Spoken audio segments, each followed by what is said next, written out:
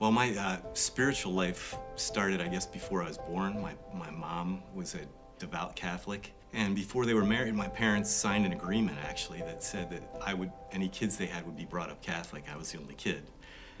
So they were faithful to that. I was baptized as an infant, went through catechism, did my first communion. When I was a junior in high school, I actually started reading the Bible for the first time by myself. It was a new world for me. I joined a Bible study, ended up meeting the girl I eventually married in that Bible study. I was very serious about my faith, but I was also serious about my career. All I ever wanted to do since I was a kid was fly jets. I pursued that pretty vigorously.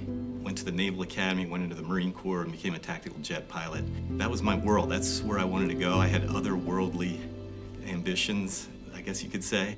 So I was very serious about it, never rejected my faith, but it was just on the back burner. As a pilot, you know, you have checklists, and I had checked that off. I was saved, I was good to go.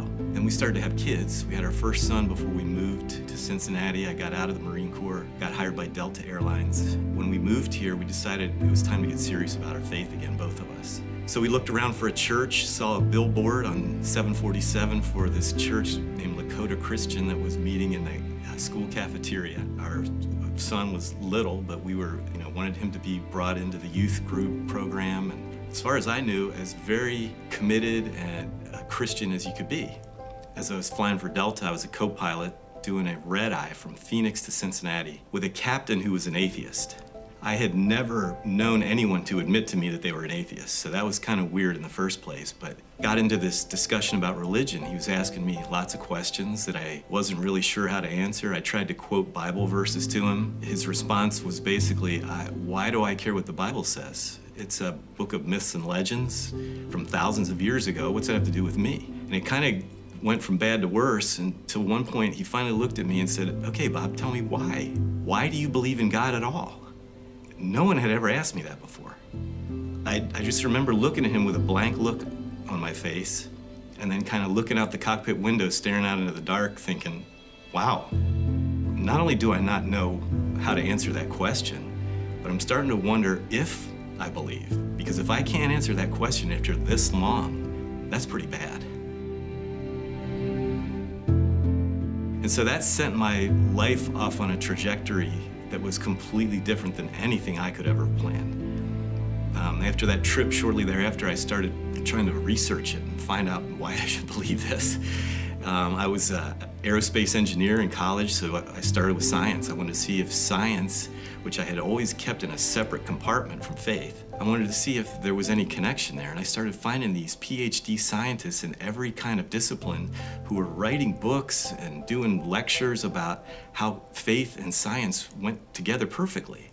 And it blew me away. I'd never, ever heard something like that before. Then I discovered an author named C.S. Lewis. The book that really did it was Mere Christianity. It's not an easy book to read. It's a kind of book where you find yourself reading a paragraph and then having to go back over and say, wait a second, what did that say again? He put things in ways that I had never heard. He connected the real world to Christianity. Reading about what I now know as apologetics, I'd never heard that term in my life. It was enthralling to me because I am a evidence-based person. I want a reason for why I believe things, which is kind of incredible that I had been a Christian that long and never connected that idea. It was just faith was a separate world for me. So that set me off on a course that eventually ended up with me getting my master's degree in Christian apologetics. If you don't know what apologetics is, it's not just apologizing for things. That's what husbands do. Apologists are people who defend the faith. So I learned philosophy, which I'd never studied. I learned science. I learned ethics. I learned archaeology. I learned that there were connections between all these different disciplines and Christianity that made it real. And it's that Christianity is the only religion that can do that. And that made my faith increase exponentially because I had confidence in that what I actually was saying I believed in, that there was a good reason to believe in that. Part of being spiritually mature is understanding that some people are wired that way. That's how I'm wired.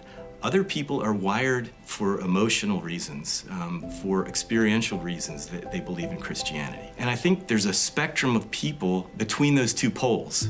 If you're a real hardcore apologetics person, that's kind of scary because you're the kind of person who wants to win an argument and argue about details and always be right. But to be on the other end of the spectrum is kind of the same danger. When you're someone like that and someone asks you a simple question like, why do you believe in God? And you can't respond, it kind of undermines your whole credibility as a Christian witness. So I think spiritual maturity in some way comes between trying to get a little bit of both. It's kind of like the mix between what Sean always talks about, truth and grace. It is that, but it's our approach to our faith that has to have a little of both in it. I would love to go meet that captain again. I honestly don't even remember his name, because that was an opportunity lost. It's gone forever. 1 Peter 3:15 says we ought to be able to give an answer for the reason for the hope that we have, but we have to do it with gentleness and respect. And I think that's those two poles I just mentioned, that we have to be able to have some evidential reason for what we believe, and we have to be able to communicate it to people, but we have to do it in a nice way. We can't just be an in-your-face person. So yeah, I would love to be able to talk to that guy again. I think I could talk his ear off from Seattle to New York now, but I missed that opportunity and I regret it every day.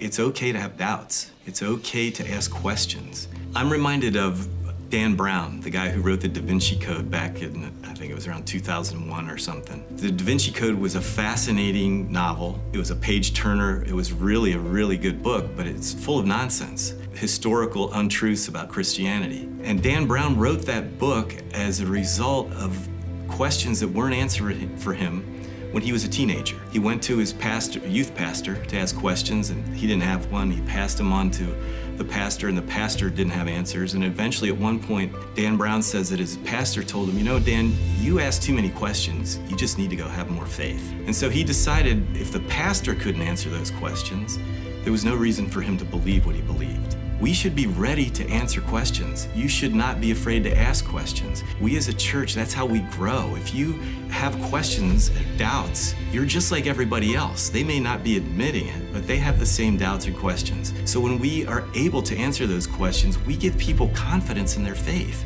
To people who are like me, ask the questions. Come find somebody. Come talk to me. If I don't know an answer, we'll find a way to get you one.